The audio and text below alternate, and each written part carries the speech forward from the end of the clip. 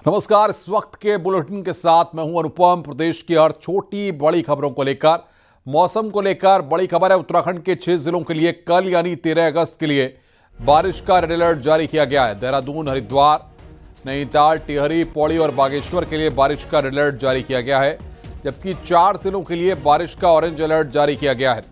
उत्तरकाशी, पिथौरागढ़, अल्मोड़ा, चंपावत के लिए बारिश का ऑरेंज अलर्ट जारी किया गया है। 13 अगस्त को राज्य में ज्यादातर हिस्सों में भारी से भारी बारिश हो सकती है, जिसे लेकर सभी जिलों के डीएम को अलर्ट के चलते एडवाइजरी भेजी गई है।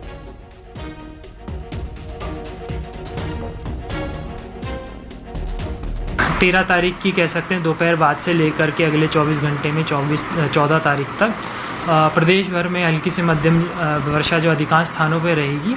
साथ ही जो है हमारे देहरादून, टिहरी, पौड़ी, हरिद्वार या ये नैनीताल है, बागेश्वर है, चंपावत, उधम सिंह नगर जनपद है, इनमें कुछ स्थानों पे भारी से बहुत भारी वर्षा मिल सकती है, जबकि कहीं कहीं जो अत्यंत भारी वर्षा मिलने की भी संभावना है, जिसके लिए इनको जो है वार्निंग कलर जो है रेड किया गया है। उत्तराखंड में भारी बारिश के अलर्ट के बाद बद्रीनाथ और हेमकुंड यात्रा पर रोक लगा दी गई है।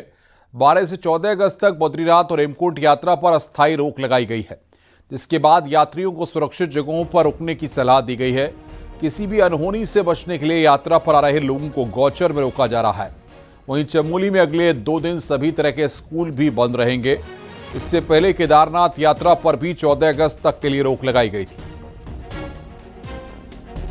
तक बद्रीनाथ यात्रा और हेमकुंड यात्रा पर रोक लगाई गई है, ताकि यात्री सुरक्षित स्थानों पर रुकें और जैसे ही मौसम खुलेगा यात्रा को फिर सुचारू कर दिया जाएगा।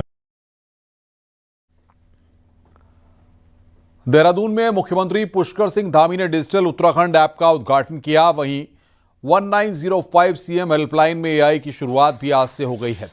इसके साथ ही अतिक्रमण पर निगरानी के लिए वेब बेस्ड एप्लीकेशन और 71 सरकारी वेबसाइट भी लॉन्च की गई हैं। सीएम धामी ने कहा कि सरकार का फोकस है कि सभी सरकारी सेवाएं जनता को आसानी से मिल सकें और सभी शिकायतों का फौरन समाधान। इस एप्लीकेशन के माध्यम से लोग घर बैठे ही अनेक सरकारी सेवाओं का लाभ उठा सकेंगे, चाहे कोई प्रमाण पत्र बनाना हो, पेंशन से जुड़ी जानकारी लेनी हो, बिजली पानी के बिल का भुगतान करना हो, या फिर कोई कंप्लेंट करनी हो, शिकायत करनी हो। अब नागरिकों को इन कार्यों के लिए सरकारी दफ्तरों के चक्कर नहीं लगाने पड़ेंगे, जिसके लिए उनके संसाधन भी खराब होते थे, उनका समय भी जाता था। बल्कि कोई भी व्यक्ति अब अपने मोबाइल के माध्यम से इस प्रकार की सभी सेवाओं का लाभ उठा सकेंगे।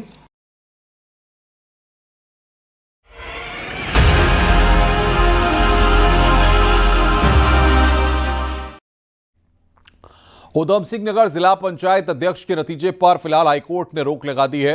दरअसल उधम सिंह नगर में आरक्षण को लेकर चुनौती दी गई थी, जिसको लेकर हाईकोर्ट ने इसके नतीजे पर रोक लगा दी है। आपको बता दें कि सोमवार को जिला पंचायत अध्यक्ष पद को लेकर बीजेपी की ओर से अजय मौर्य ने ही नामांकन किया था, किसी अन्य उम्मीदवार ने नामांकन नहीं किया था, जिससे अजय मौर्य का निर्विरोध जीतना लगभग तय हो चुका था। लेकिन उधम सिंह नगर के जितेंद्र शर्मा ने आरक्षण को लेकर कोर्ट में चुनौती दी, जिसके चलते नतीजे पर रोक लग गई। वहीं कोर्ट ने सरकार और चुनाव आयोग को नोटिस दी है, साथ ही 2 हफ्ते में भी जवाब मांगा गया है। जो रिजर्वेशन है ये एज पर द रोस्टर होना चाहिए और as per the government order 11/6/2025 का होना चाहिए। उधम सिंह नगर 4थे नंबर पे आ रहा है ओबीसी की पॉपुलेशन में, हमसे पहले उत्तरकाशी आ रहा है, वो जनरल कैसे हो गया?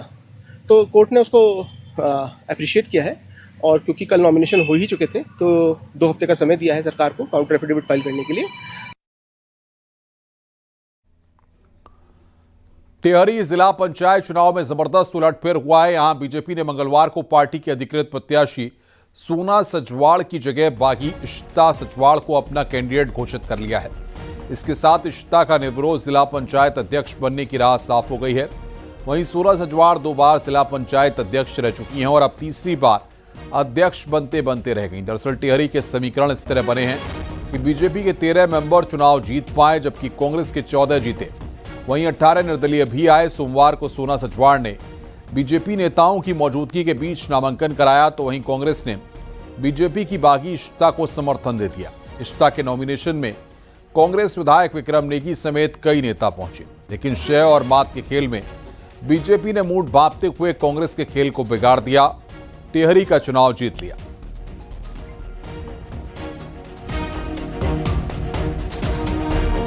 देहरादून में जिला पंचायत अध्यक्ष का चुनाव दिलचस्प हो गया है। 17 मेंबर साथ होने का दावा करने वाली कांग्रेस के मेंबर हिमाचल प्रदेश में है, जहां कांग्रेस की सरकार है, तो बहुमत के जीत का दावा करने वाली बीजेपी से कांग्रेस का डर बता रही है। देखिए रिपोर्ट।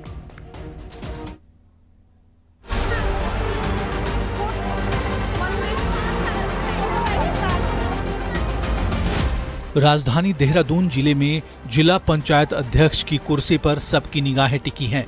देहरादून के 30 मेंबर में 17 के साथ होने का दावा कांग्रेस कर रही है, जबकि बहुमत के लिए 16 मेंबर्स की जरूरत है। कांग्रेस के 17 मेंबर्स में अध्यक्ष पद की उम्मीदवार सुखविंदर कौर और उपाध्यक्ष पद के उम्मीदवार अभिषेक सिंह शामिल हैं। बीजेपी राजधानी में मेंबर्स का गेम खराब न कर दे, कांग्रेस अपने ज्यादातर मेंबर्स को हिमाचल प्रदेश की राजधानी शिमला ले गई है। हिमाचल में कांग्रेस की सरकार है, ऐसे में बीजेपी की सेंधमारी का डर कांग्रेस को नहीं है। देहरादून में कांग्रेस का पूरा चुनाव सीनियर नेता प्रीतम सिंह देख रहे हैं। प्रीतम सिंह के मुताबिक बहुमत उनके पास है और कोई डर नहीं है। वहीं बीजेपी ने सदस्यों को हिमाचल ले जाने को कांग्रेस का डर बताया और दावा किया कि 14 अगस्त को जीत उनकी ही होगी। हिमाचल प्रदेश में अगर कांग्रेस की सरकार है तो अगर वो प्रोटेक्शन अगर हमें देंगे तो सिर्फ हिमाचल में देंगे, उत्तराखंड में तो नहीं देंगे। हम मजबूती से चुनाव लड़ेंगे और यही इसी देहरादून के अंदर जो है हमारे मेंबर आएंगे और वोट डालेंगे, कांग्रेस को जिताने का काम करेंगे। 14 तारीख का इंतजार करिए, रिजल्ट आपके सामने होगा। मैं तो इतना कह सकती हूँ कि हमारे पास पूरी मेजोरिटी है और भारतीय जनता पार्टी ही जीतने जा रही है। जिला पंचायत देहरादून को लेकर कांग्रेस का पूरा कैंप फिलहाल हिमाचल में है, तो कुछ इसी तरह पौड़ी जिले के थलीशैंड ब्लॉक के मेंबर्स नेपाल तक पहुंचे हैं, जहां नाचने गाने का ये वीडियो सोशल मीडिया पर वायरल है।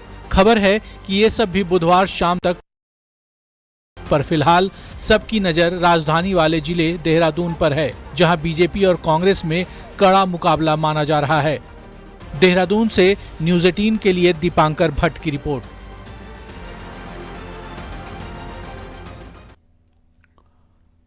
पिथौरागढ़ और उधम सिंह नगर जिले बहुमत होने का दावा करने के बाद भी कांग्रेस के हाथ से फिसल गए। आखिर ऐसा क्या हुआ और क्यों हुआ? बीजेपी को निर्विरोध अध्यक्ष बनाने का मौका कैसे मिल गया? पूर्व सीएम हरीश रावत इससे बड़ी चूक बता रहे हैं, तो संगठन जांच की बात कर रहा है। देखिए रिपोर्ट।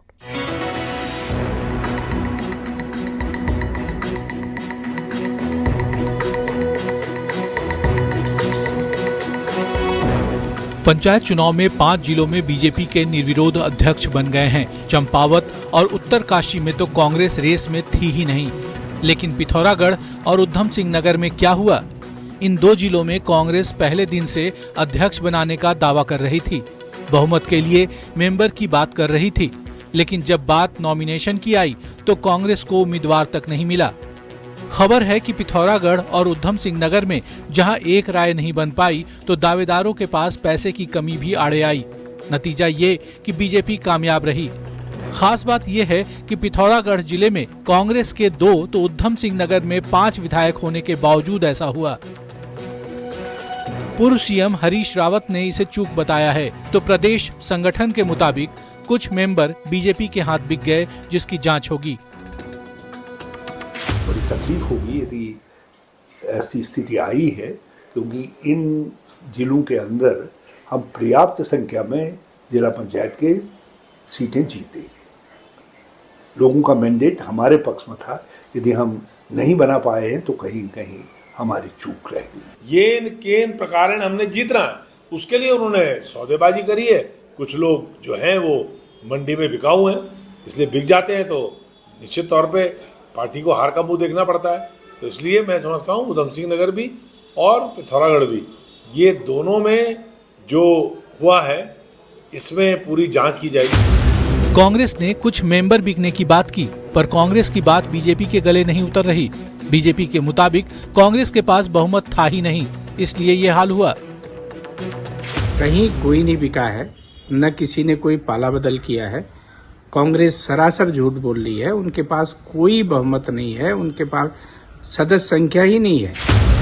कांग्रेस को दिक्कत पैसे की आई या फिर चुनाव लड़वाने को उम्मीदवार नहीं मिला? कुछ कांग्रेसी मेंबर बीजेपी के हाथ बिक गए तो बहुमत के बाद भी नॉमिनेशन क्यों नहीं हुआ?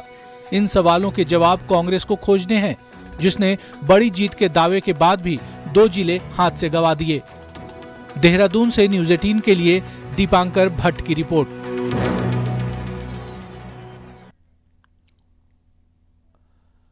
पूर्व कैबिनेट मंत्री और बीजेपी नेता राजेंद्र सिंह भंडारी दिल्ली में केंद्रीय गृह मंत्री अमित शाह से मुलाकात की।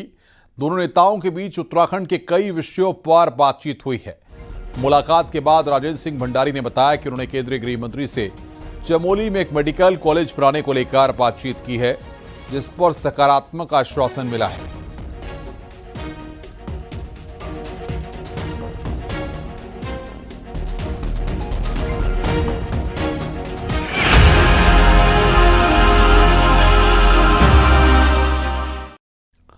उत्तरकाशी के दराली में आई आपदा में लापता लोगों की संख्या 69 तक पहुंच गई है, जिसमें नेपाली मूल के 25 लोग लापता हैं।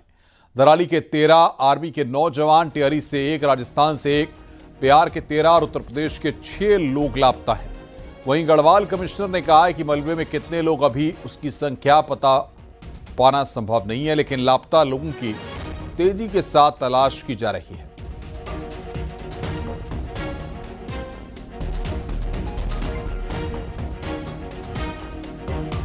अभी ये कंफर्म नहीं है कि कितने लोग डेबरी के अंदर हैं, क्योंकि अभी तो हमारा प्रयास ये है कि हम पहले इनको खोजें। नेटवर्क चालू हो गया है, लोगों के मोबाइल नंबर्स मिल जाएं, उससे काफ़ी चीज़ें ट्रेस हो जाती हैं। अगर नहीं होती है तो बाद में जो एक्सकवेशन होगा तो वहाँ भी हम लोग ढूंढने का प्रयास करें। दराली आपदा में अफसरशाही को लेकर कांग्रेस प्रदेश अध्यक्ष करण मारा ने सवाल उठाए हैं। उन्होंने कहा कि 5 तारीख को आपदा आई थी, लेकिन आज तक चीफ सेक्रेटरी वहां पर नहीं गए। गृह सचिव गढ़वाल कमिश्नर भी दराली नहीं गए। मारा ने कहा कि सिर्फ सीएम धामी ही दराली गए, जबकि अधिकारियों को भी दराली जाना चाहिए था। घटना हुई जब खीरगंगा से मलबा नीचे आया और पूरा का पूरा दराली जो है बर्बाद हो गया।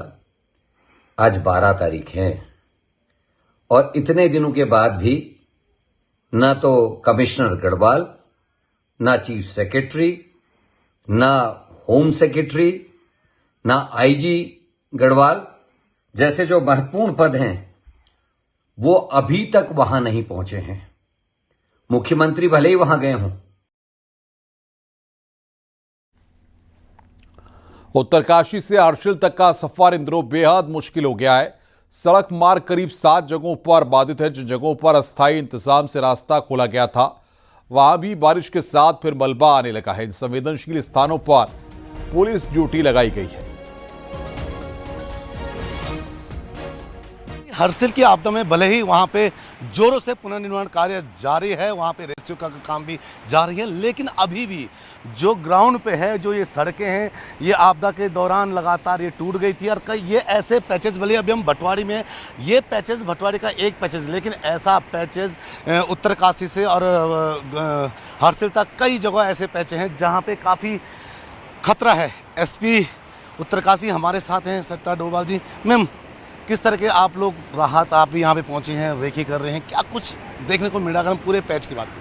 देखिए, उत्तरकाशी से हर्षिल तक का जो पूरा रोड है वो 7 से 8 जगह पर है जहाँ पर लैंडस्लाइड्स आई हुई हैं, सड़कें टूटी हुई हैं। तो यहाँ पर निर्माण का कार्य लगातार चल रहा है, मशीनें अपना काम कर रही हैं। तो इस जगहों पर हम लोगों ने अपनी ड्यूटीज़ के साथ साथ SDRF की टीम्स का भी डिप्लॉयमेंट किया गया है कि अगर वहाँ पर पैदल चलने वाले लोग हैं तो उनकी सहायता और सुरक्षा के लिए उनको वहाँ पर डिप्लॉय किया गया है। देखिए, सभी लोग वहाँ से रेस्क्यू इवैक्यूएट किए जा चुके हैं। वहाँ पर अब जो लोकल लोग हैं और इसके अलावा जो हमारी रेस्क्यू में और सर्च में लगी हुई टीमें हैं, वो लोग वहाँ पर मौजूद हैं। बिल्कुल, ये थे हमारे साथ एसपी उत्तरकाशी सरिता डोभाल, जिनका कहना है कि लगभग रेस्क्यू का काम पूरा हो चुका है और कुछ लोग जो वहाँ पे हैं उनको भी जल्द से निकाला जाएगा। कैमरा सहयोगी जगदीश उप्रेती के साथ मैं सत्येंद्र बर्तवाल, न्यूज़ 18 भटवाड़ी। उत्तरकाशी का भटवाड़ी गांव जो कभी खुशहाल था, अब जमींदोज होने की कगार पर है। बारिश का मौसम आते ही यहाँ के लोगों की नींद उड़ जाती है, क्योंकि उन्हें डर है कि कहीं ये हादसा उनका आखिरी ना हो। एक रिपोर्ट देखिए।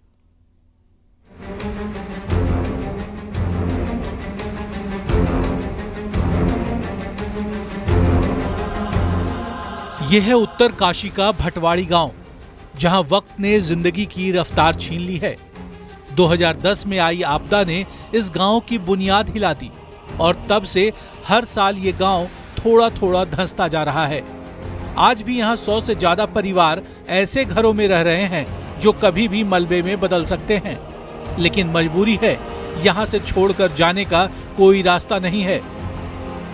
2010 की आपदा के बाद उत्तरकाशी का ये भटवाड़ी गांव अब पूरा ही धंस रहा है।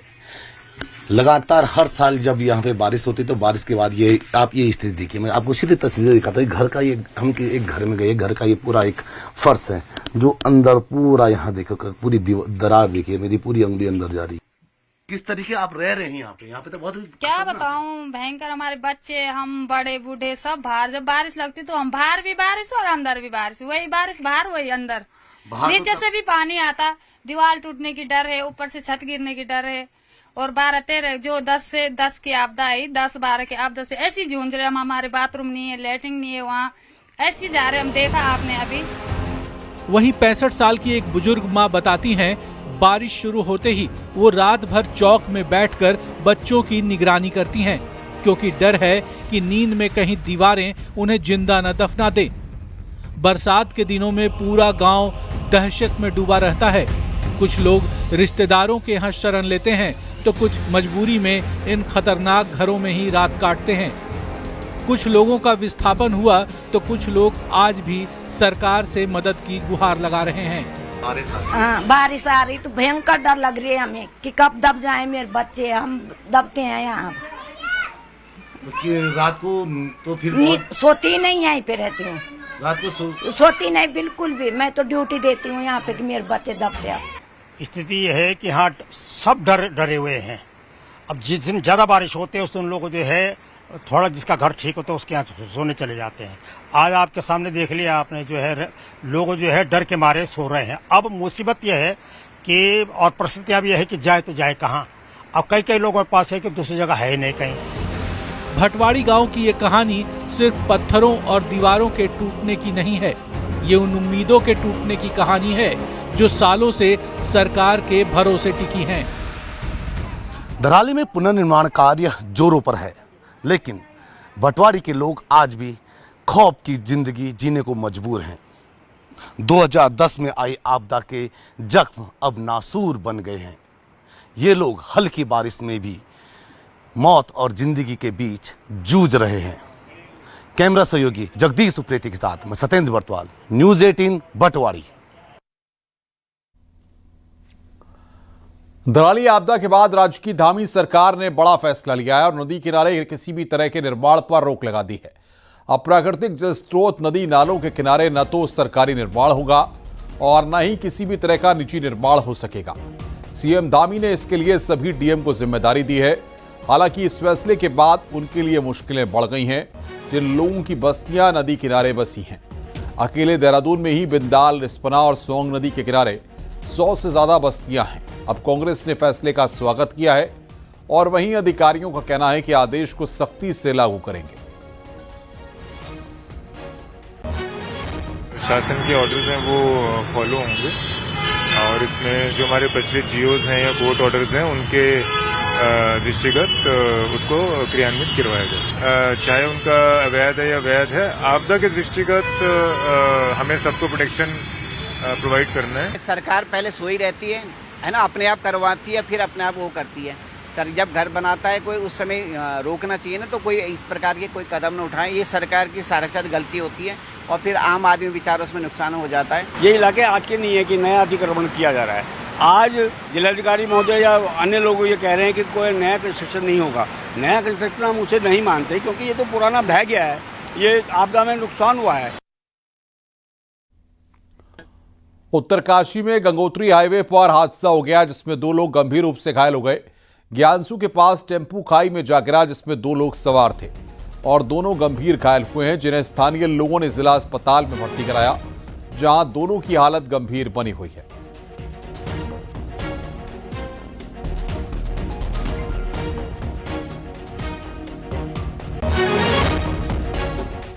एक तरफ आपदा और बरसात के हालात हैं तो इसी बीच पूर्व सीएम हरीश रावत को बांग्लादेश और फिलिस्तीन के हालात की चिंता सता रही है, जिसके बाद सोशल मीडिया पर हरीश रावत ट्रोल हो रहे हैं।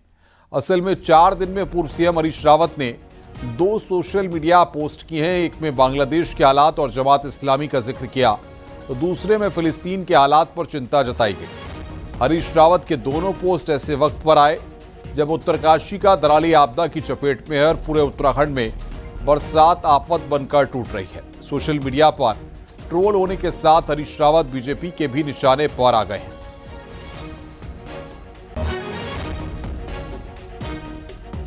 तो इसलिए चाहे वो बांग्लादेश हो, चाहे फिलिस्तीन हो, चाहे हमारा दराली हो, यहाँ इंसानियत करा रही है, तो मैं इंसानियत के साथ खड़ा हूँ, मानवता के साथ खड़ा हूँ।